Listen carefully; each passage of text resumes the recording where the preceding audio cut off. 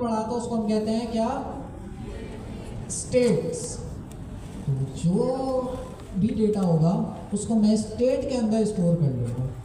तो स्टेट बना लेते हैं। स्टेट बनाने का तरीका था कि हम स्क्वायर ब्रैकेट लगाते हैं और आगे लिख देते हैं यूज स्टेट। अच्छा, इनिशियली हमारे पास खाली होगा, मतलब सिर्फ एक एम्प्टी एरे होगा, कोई भी डेटा नहीं होगा। तो हमने बता दिया इनिशियली खाली होगा, एम्प्टी एरे होगा, थोड़ी देर बाद हमारे पास डेटा आएगा। यूज स्टेट को हमने ऊपर इंपोर्ट करा लिया। हमें पता है यूज स्टेट के अंदर दो चीज़ें आ रही होती हैं। एक हमारे पास वेरिएबल जिसको हम कह सकते हैं फोटोस डेटा, और एक फंक्शन होता है जो कि हमारे पास स्टेट को सेट करने के लिए होता है, सेट फोटोस डेटा। नाम हम कुछ भी रख सकते हैं। तो फोटोज डेटा और सेट फोटोज डेटा दोनों हमारे पास आ गए हैं। अच्छा, अब यहां पे मैं क्या करूं,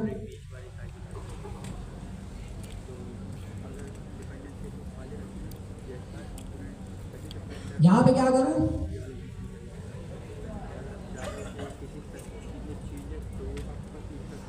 ऐसे नहीं होना है, पूछना पड़ेगा लड़कियों में से पूछ कौन है, और इसके अंदर पास कर देना है डेटा। बस इतना सा काम था। तो अब क्या होगा, डेटा फैच होगा। फैच होने के बाद डेटा को स्टेट के अंदर डाल दें। स्टेट के अंदर जब हमने डाल दिया तो अब जो हमारा डेटा है वो हम कैसे एक्सेस कर सकते हैं, किस नाम से, फोटोज डेटा से। ये जो फोटोज डेटा है ये यूज इफेक्ट के अंदर नहीं, यूज इफेक्ट के बाहर है, जिसका मतलब मैं इसको अब कहीं पर भी यूज कर सकता हूँ अपनी HTML के अंदर भी। तो ये स्टेट बनाने की ये ज़रूरत पड़ी कि हमारा जो भी डेटा आ रहा है उसको हमने स्टेट के अंदर स्टोर कराना होगा। GRF सही, क्लियर। बहुत सिंपल सी चीज़ है। अगर आपने यूज स्टेट पहले से पढ़ा हुआ है, यूज इफेक्ट हमने एक नई चीज़ पढ़ाई है जो कि जिसके बारे में मैं शॉर्ट सा बताया। ये है एक्सेल बहुत बड़ी चीज़, लेकिन जितना हमारे पास नॉर्मली यूज़ होता है मैंने उस हद तक बताया। ये ऐसा स्पेशल फंक्शन है जो कि कंपोनेंट बनने से पहले चलता है। तो वो कंपोनेंट बनने से, कंपोनेंट क्या है, ये नीचे जो HTML है इसकी बात कर रहे हैं। ये HTML चलने से पहले हमारे पास यूज इफेक्ट चलता है। यूज इफेक्ट के अंदर हम ऐसा काम करा सकते हैं जैसे डेटा फैचिंग। और डेटा फैचिंग जब हमने कराई तो वो डेटा फैच करके हम अपनी HTML के अंदर शो करा सकते हैं। सवाल, क्योंकि अभी ये ख़त्म नहीं हुआ है। अच्छा, ये सेट कब करेंगे, फिलहाल तो ज़ाहिर है कोई एरर नहीं होगा तो उसको मैंने नल कर दिया। इस एरर को आप तब सेट करोगे, यहाँ पे आप कंडीशन लगाते हो कि वैसे तो ट्राई कैच भी लगेगा और अच्छा हो सकता है, लेकिन मैं इसको सिंपल रखना चाह रहा हूँ। तो फिलहाल मैं क्या करता हूँ, अगर हमारी API में कोई एरर है वो पता करने के लिए मैं क्या कर सकता हूँ, मैं यहाँ पे चेक कर सकता हूँ res.ok। res क्या है, जो भी हमारे पास रिस्पॉन्स आ रहा है उसके आगे मैंने लगा के चेक कर लिया कि भाई जो हमारा रिस्पॉन्स आ रहा है वो ओके है या नहीं। तो मैं यहाँ पे कहता हूँ res.ok अगर नहीं है, नॉट ओके, मतलब रिस्पॉन्स में कोई एरर आ गया, कोई गलती हो गई, नॉट ओके है। तो उस केस के अंदर अच्छा ये ट्रू फॉल्स ही आता है। अगर ओके है तो ट्रू आएगा, अगर ओके नहीं है फॉल्स आएगा।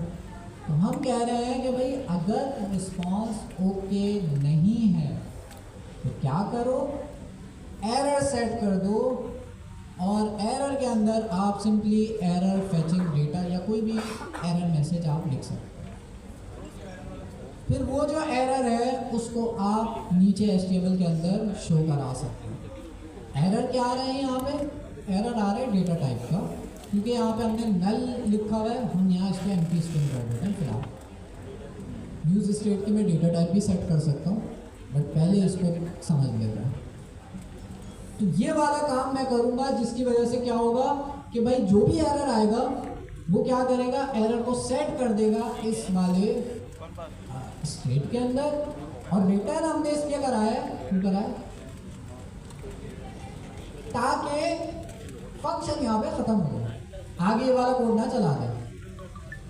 रिटर्न लिख दिया, रिटर्न का मतलब ये है कि भाई बस यहाँ पे खत्म। इस केस में हमने इसलिए रखा। अब इससे आगे वो बढ़ेगा नहीं। अगर ये कंडीशन फॉल्स होती है, मतलब रिस्पॉन्स सही आता है, तो ये इफ भी नहीं चलेगा और आगे का डायरेक्ट कोड चल जाएगा। तो ये अच्छे तरीके से एरर हैंडलिंग होती है ट्राई कैच से, कि मैं सिंपल बता दिया इसको।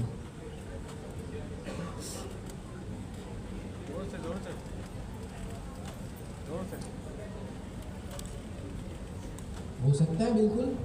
रेंडरिंग को कंट्रोल करने के लिए नहीं, रेंडरिंग को हम मुख्तलिफ जगहों पे हमें ज़रूरत पड़ती है कि भाई मल्टीपल दफ़ा रेंडर हो, तो उसलिए यूज इफेक्ट भी यूज होता है। हैंडल करनी होती है, लेकिन ये यूज इफेक्ट के साथ करोगे तो बहुत मेहनत लगेगी। आपके पास बहुत सारी बनी बनाई लाइब्रेरीज हैं जो कि ये काम करने में हेल्प करती है, जैसे SWR, रिएक्ट क्यूरी,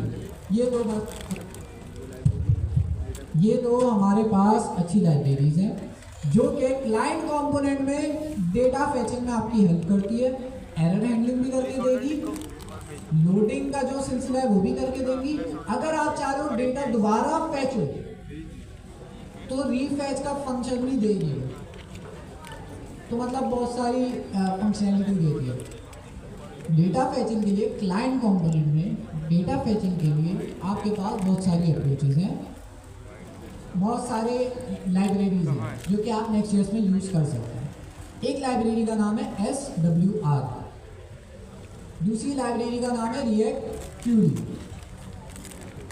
ये दोनों क्लाइंट कंपोनेंट में डेटा फेचिंग में आपकी काफ़ी हेल्प करेगी। उसमें आपको ये स्टेट बनाने की भी ज़रूरत नहीं पड़ती, यूज इफेक्ट बनाने की भी ज़रूरत नहीं पड़ती, तो सब चीज़ें खुद ही हैंडल कर रही होगी। SWR एक लाइब्रेरी हो गई, रिएक्ट क्यूरी दूसरी लाइब्रेरी हो गई। अच्छा, अब इसको मैं एरर वाली चीज़ बस समझाने के लिए मैंने लिखी थी। एरर हैंडलिंग भी हो सकती है, बट इसको मैं हटा देता हूँ, फिलहाल इतना तो समझ लें। हमने सबसे पहले बनाया था यूज इफेक्ट। यूज इफेक्ट हमने पढ़ा कि भाई तब चलता है जब कंपोनेंट बनने से पहले चलता है। कंपोनेंट बनने के बाद भी चला सकते हैं, कंपोनेंट के बीच में भी चला सकते हैं, अपनी मर्जी से चला सकते हैं। फिलहाल हमने यूज इफेक्ट को चलाया कंपोनेंट बनने से पहले, और इसमें इसको हमने क्यों चलाया, क्योंकि हमने जो है डेटा फेचिंग करनी है। डेटा फेचिंग करने का क्या तरीका होगा कि हमारा जो फेच का फंक्शन है जो कि डेटा फेच कर रहा है, उसको हम बिल्कुल एज इट इज लिख देंगे जैसे हम करते थे सर्वर कंपोनेंट के अंदर। तो URL डाला, API को फेच किया, जो भी डेटा आया उसको लिख लिया।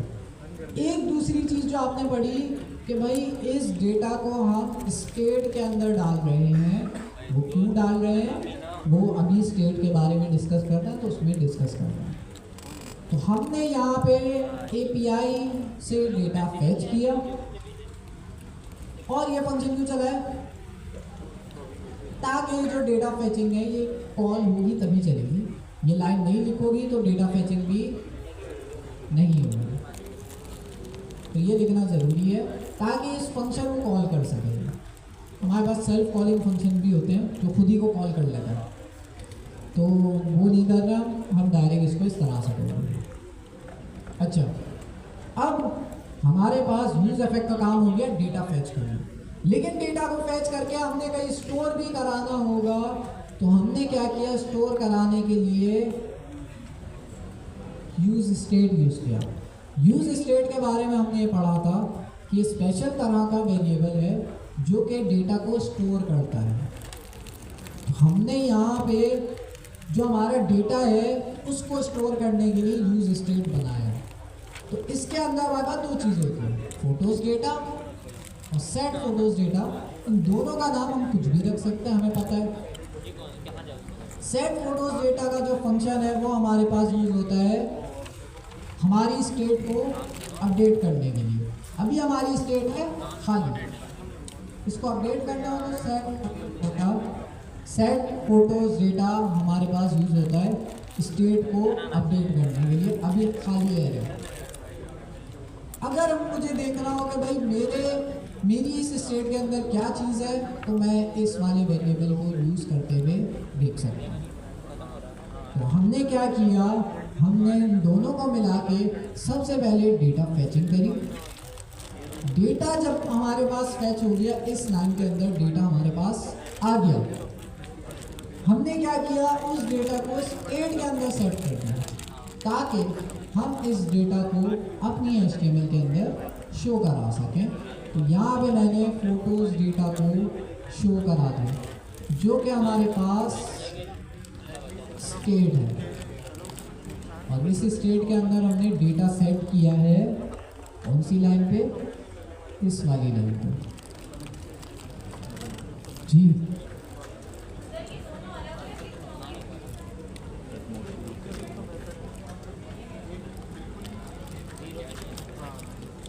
कॉल ही तो किया हमने, रिटर्न वाली चीज तो यहाँ पे नहीं आ रही है। यहाँ पर हम क्या कर रहे हैं, सेट डेटा का सेट जी डेटा होना चाहिए, देख लो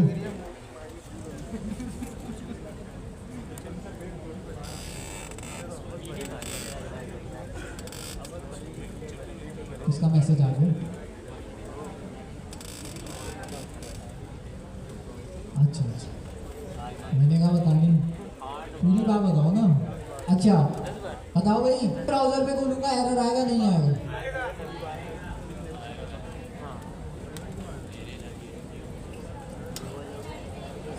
आना चाहिए, क्यों भाई क्यों आना चाहिए?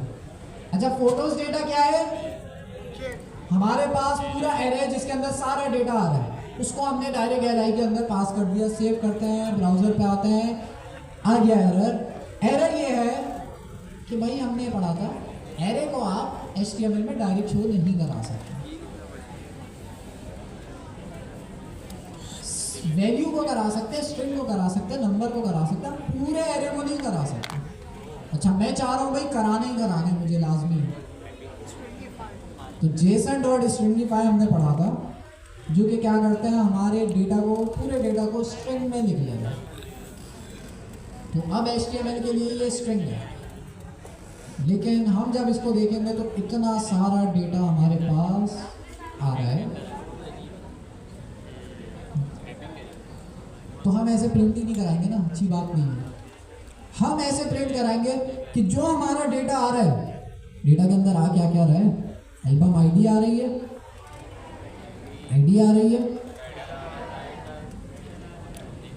और हमारे जो काम की चीज़ है ना वो है ये URL। बस हमें URL चाहिए, जितनी भी इमेजेस आ रही हो सबका URL। तो कैसे करें, फोटोज डेटा, अच्छा इसको स्ट्रिंगिफाई नहीं करते, हम पहले काम करते हैं मैप लगा लेते हैं, क्योंकि ये एरे में आ रहा है ना सारा डेटा, तो अब सारे डेटा को एक एक करके तो नहीं प्रिंट करा सकते, तो हम इस पर लूप चलाएंगे जिससे क्या होगा, सारा डेटा शो हो जाएगा। तो लूप चलाने के लिए LI के बाहर चलाएंगे हम,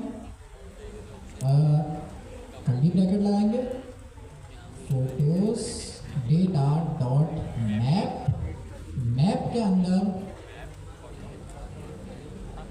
हमारे पास आ जाएगा फोटो, और एरर इसलिए आ रहा है क्योंकि हमने कुछ रिटर्न नहीं किया, तो रिटर्न कराना ज़रूरी है। रिटर्न के अंदर हम कराएंगे LI, और LI के अंदर सिर्फ हमें इमेज शो करानी है ना, तो इमेज के अंदर सबको लिख देता हूँ, SRC के अंदर फोटो डॉट URL जब मैं कर रहा था तो उसके अंदर हमारे पास डेटा आ रहा था, ऐसे ही है फोटोज डॉट URL को अगर मैं एक्सेस करूंगा तो इमेज का URL आ जाएगा, एरर नहीं दे रहा। अच्छा फोटोज जो है इसकी टाइप हमने डिफाइन नहीं करी है, पहले लिख लेते हैं फिर देखते हैं। ऑल्ट के टैग के अंदर मैं फिलहाल कुछ नहीं, माय इमेज लिख देता हूँ। इसकी विड्थ और हाइट दे देते हैं इमेज की, विड्थ 100, हाइट 100। अच्छा जी, अच्छा की नहीं लगाई है, की कहाँ पे लगाएंगे? इसको ना मैं काम करता हूँ, थोड़ा सा फॉर्मेट कर देता हूँ।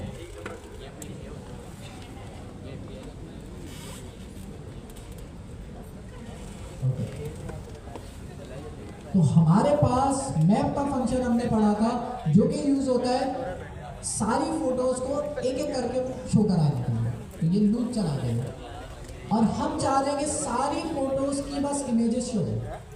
और यहाँ मैंने नेक्स्ट इसका इमेज का कंपोनेंट यूज नहीं किया है, बल्कि IMG नॉर्मल वाला यूज किया फिलहाल। अच्छा, एक मसला है, ये जो फोटोज डेटा है ना, इसकी टाइप हमने नहीं लिखी। तो टाइप हम बना देते हैं, क्योंकि टाइप के अंदर इसको लग रहा है कि भाई एम्प्टी एरे ही है इसकी टाइप।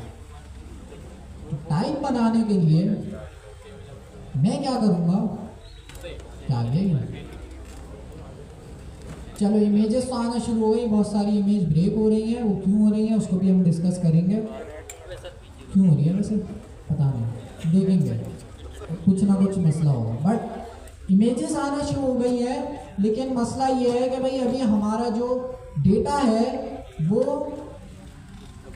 डेटा टाइप्स हमने नहीं लिखी है, जिसकी वजह से ये एरर भी आ रहा है टाइप स्क्रिप्ट का, जिसको अभी हम सॉल्व करेंगे। बेस्ट प्रैक्टिस क्या है, डेटा टाइप्स इग्नोर करूं या लिख लूं, लेकिन काम बढ़ जाएगा ना। एक दफ़ा लिख लो, जिंदगी भर आसानी रहेगी। मतलब फोटोज का मैं एक दफ़ा लिख लूंगा ना, फिर वो पूरे प्रोजेक्ट में मेरे काम आएगा। तो डेटा टाइप बनाने के लिए मैं यहाँ पर आता हूँ, इंटरफेस फोटो। क्या क्या चीज़ें आ रही थी फोटो के अंदर, यही सारी चीज़ें थी, यही सारी चीज़ें एल्बम। अच्छा, ये मुझे कहाँ से पता चला?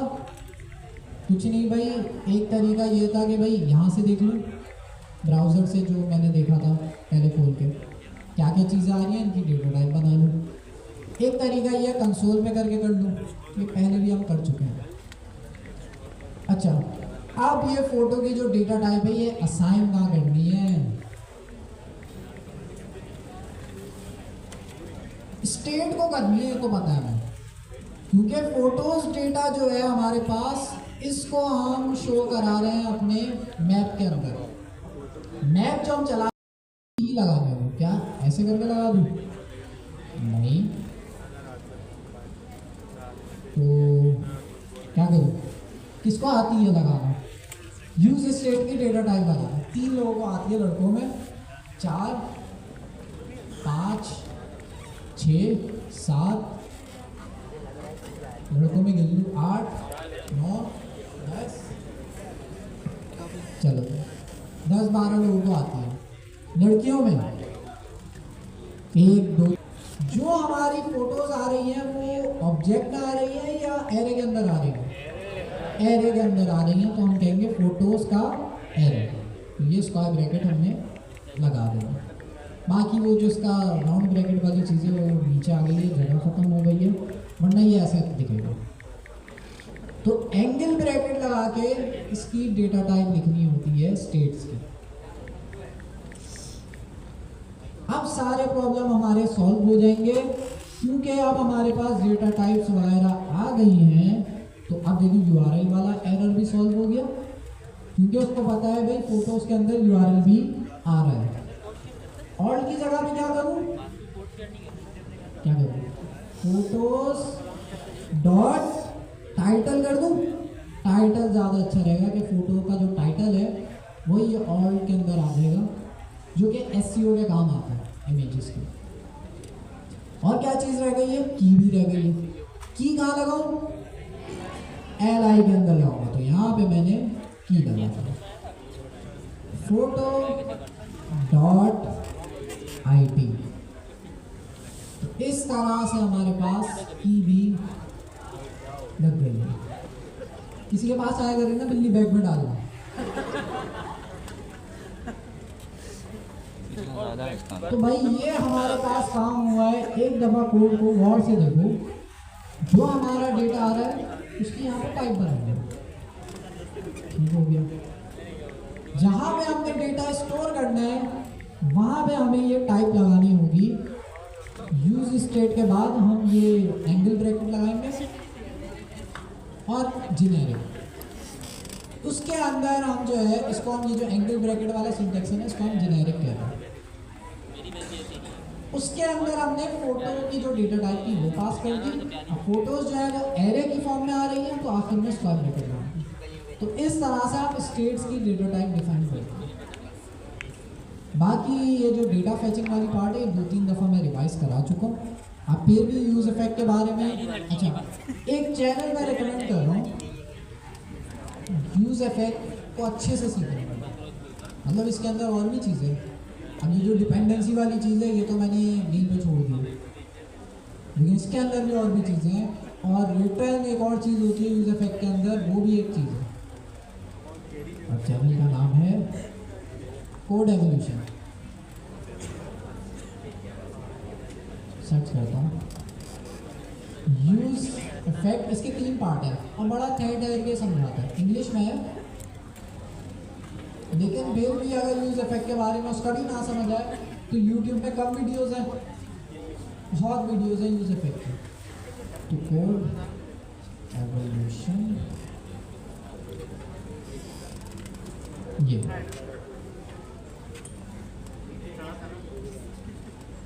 तो इससे काफ़ी अच्छे सिंपल तरीके से जो है ना, ये चैनल का नाम है कोड एवोल्यूशन। अच्छा बन रहा है। हाँ ये अच्छे ट्यूटोरियल्स बनाता हूँ, बहुत ठहर ठहर के बोलते हैं, वरना बहुत मतलब जो इंटरव्यूज में क्वेश्चंस पूछे जा सकते हैं उस तरह की चीज़ें जो है ना ये डीप में बता रहा हूँ। बाकी और भी ये भी कोई चाचू हैं जिनको यूज इफेक्ट शायद अच्छा नहीं लगा, बट बहुत सारी वीडियो है तो शायद फिल्म लगा दे पता नहीं, बट यूट्यूब में आपको बहुत सारी चीज़ें मिल जाएगी यूज इफेक्ट के हवाले से। अच्छा रही बात इमेजेस की, बहुत सारी इमेज, अब 5000 इमेजेस हैं तो 5000 में से काफ़ी सारी आ गई हैं, बट कुछ जो हमारे पास शो नहीं हो रही। और ये जो हमारे पास है जो वाइट वाली है ना, तो मुझे ऐसा लग रहा है कि बहुत सारी इमेजेस इनकी जो है ना वो ब्रेक हुई हुई हैं, ख़राब है, उनकी URL सही नहीं है, तो ये प्रॉब्लम हो सकती है। लेकिन हमने अपनी तरफ से कोड सही लिखा है।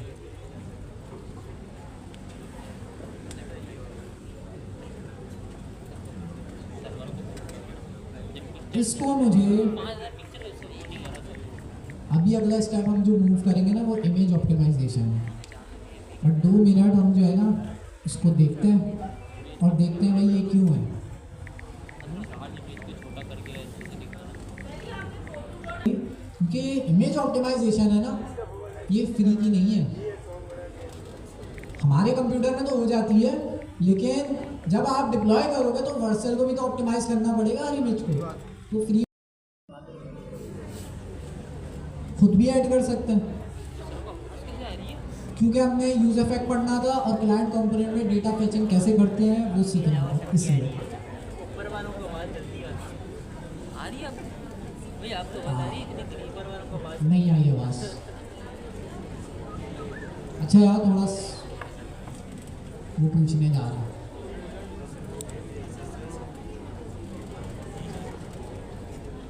जी,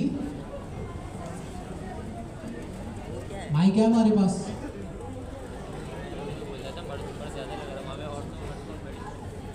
अपनी इमेजेस डाल सकते हैं या नहीं?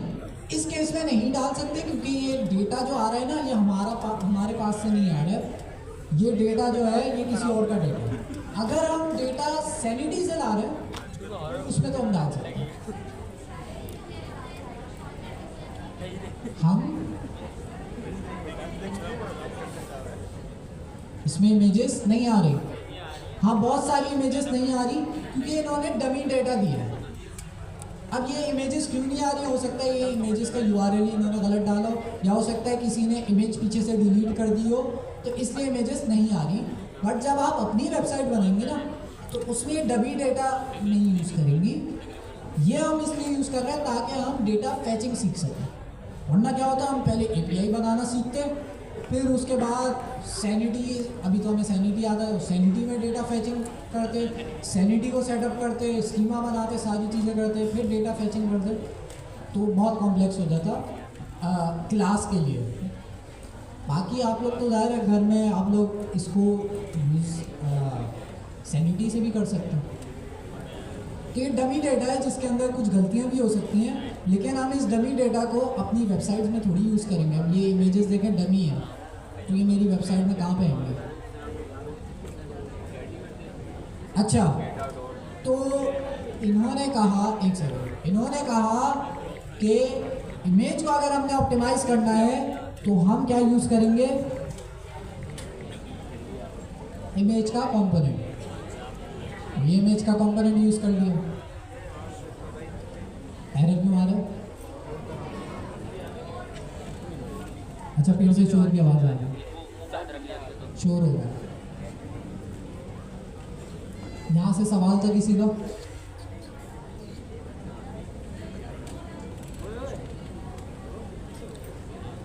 एरर देता है?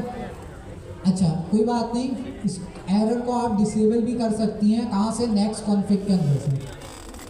वो थोड़ी सी रिसर्च करेगा, नेक्स्ट कॉन्फ़िग में कुछ आप चीज़ डालेंगी तो नेक्स्ट जेएस की सेटिंग्स चेंज हो जाएगी, जिससे वो अलाउ कर देगा भाई डालने का नहीं कर, तो वो ऐसे बोलेगा। अभी वो आपका ख्याल कर रहा है तो आपको बता देता है कि भाई इमेज का कंपोनेंट लगाओ तो अच्छा है। एरर क्यों आ रहा है? इंपोर्ट कौन कराएगा? आरिफ, इंपोर्ट कौन कराएगा? फ्रॉम, ये क्या इंपोर्ट करा दूँ? Image, image, image from next image. तो इंपोर्ट हो गया, सब चीज़ें ठीक है। सिर्फ IMG वाले कंपोनेंट को रिप्लेस कर दिया मैंने इमेज वाले कंपोनेंट से, ताकि हमारी इमेजेस ऑप्टिमाइज हो, और कुछ भी नहीं किया, सब सेम है। सेव करते हैं, चल जाएगा।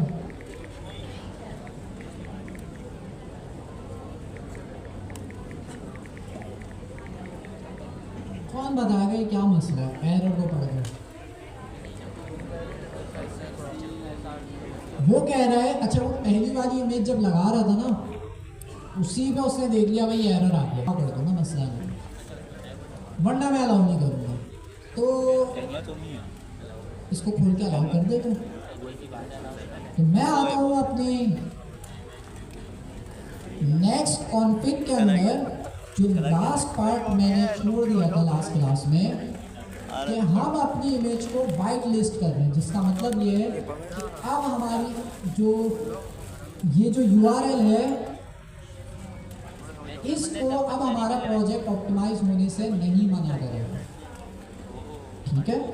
अच्छा, तो हम क्या करते हैं, हम नेक्स्ट कॉन्फ़िग के अंदर एक चीज़ लिखेंगे, इमेजेस। इमेजेस के अंदर नेक्स्ट कॉन्फ़िग की फाइल आपको रूट पे मिल जाएगी।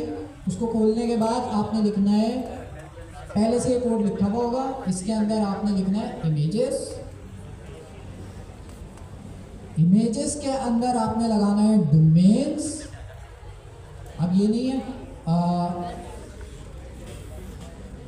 पैटर्न, हाँ हो जाएगा, लेकिन ये इन फ्यूचर ख़त्म कर देंगे ना, तो हम जो नया तरीका है वो यूज़ करेंगे। रिमोट पैटर्न ये लिखेंगे। अब क्योंकि हम मल्टीपल URL को वाइट लिस्ट कर सकते हैं, अलाउ कर सकते हैं, तो हम एरे के अंदर लिखेंगे, और एरे के अंदर हम बताएंगे पहला URL ऐसे ऑब्जेक्ट की सूरत में, और उसके अंदर अब देखिए ये बोल रहे हैं होस्ट नेम भी बता सकते हो आप, पाथ नेम भी बता सकते हो, प्रोटोकॉल भी बता सकते हो, कि भाई आप चारों सिर्फ HTTPS वाली इमेजेस ऑप्टिमाइज हो, यहाँ से बता सकते हो। तो होस्ट नेम क्या था हमारे URL के अंदर? अभी फिलहाल हम होस्ट नेम ही रखेंगे। यहाँ मैंने लिखा होस्ट नेम। होस्ट नेम हमारा जो URL था उसके अंदर कौन सा पार्ट होस्ट है?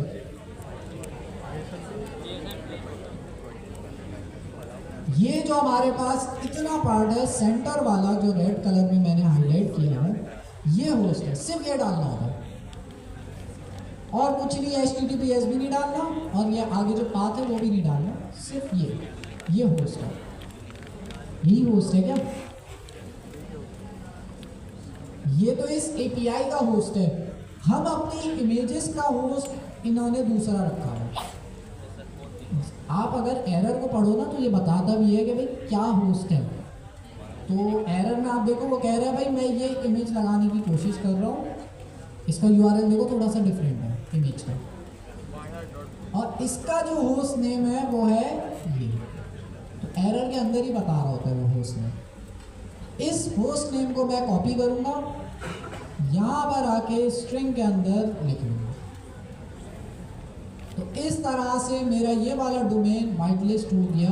अब मैं चाह रहा हूँ इस डोमेन में सिर्फ कुछ चीज़ें वाइट लिस्ट हों और बाकी ना हो, तो वो भी मैं कर सकता हूँ। बट फिलहाल मैं सिर्फ होस्ट नेम में जो भी चीज़ें होंगी, जो भी इमेज इस URL से आ रही होंगी, सब कॉल आउट होगा। अच्छा, इस प्रोजेक्ट को आप अगर घर में इम्प्लीमेंट करोगे, डिप्लॉय नहीं करना, इमेजेस बहुत ज़्यादा है, वो सबको ऑप्टिमाइज़ करने लग जाएगा, आपकी 1000 इमेजेस यूँ हो जाएगी। स्लाइस कर दो, हाँ 5 उसको कर दो, तो ये वाली चीज़ है, वो खुद ही अलाउ कर देगा। अगर कोई ऐसी इमेज है जो कि किसी और की है, जैसे सैनिटी से आ रही है, सैनिटी वाली चीज़ भी यहाँ लिखनी पड़ेगी।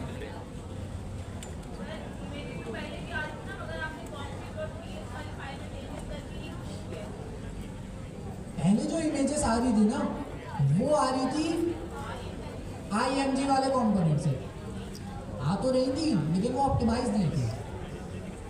इमेजेस जो है ना आपकी पूरे होम पेज की लोडिंग को स्लो कर सकती है, तो हमने इमेजेस को ऑप्टिमाइज करना होता है जिससे इमेजेस जल्दी लोड हो।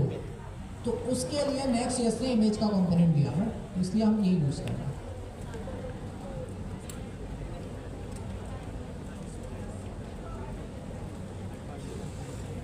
और बताएं,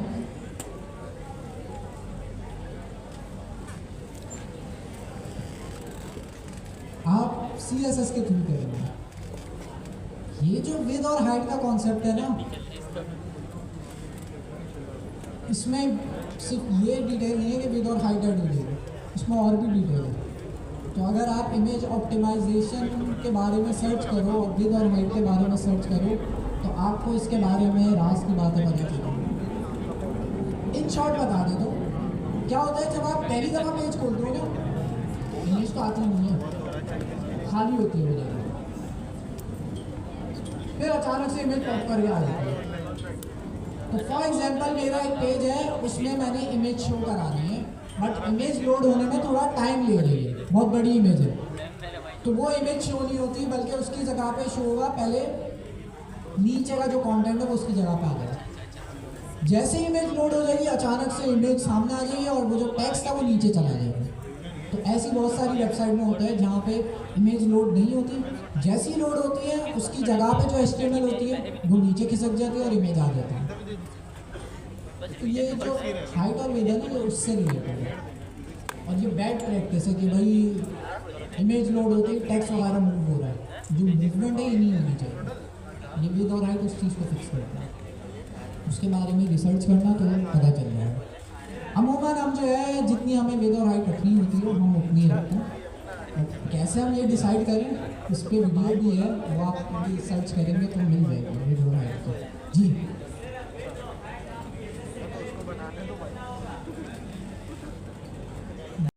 तो ये वाली विद और हाइट जो मैंने यहाँ पे दी ये, और जो आप स्टाइलिंग से डिफरेंट चेंज करते हो वो दोनों डिफरेंट हो सकती है। आप यहाँ पे दे दो क्लास नेम के अंदर दे दो 1000 पिक्सल की विड्थ, और यहाँ पे कितने पिक्सल की विड्थ है 100, तो कौन सी वाली लेगा, 1000 वाली लेगा या 100 लेगा, 1000 वाली लेगा।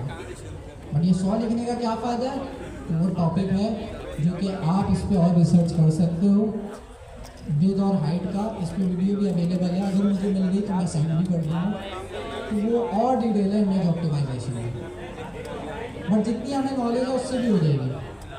जी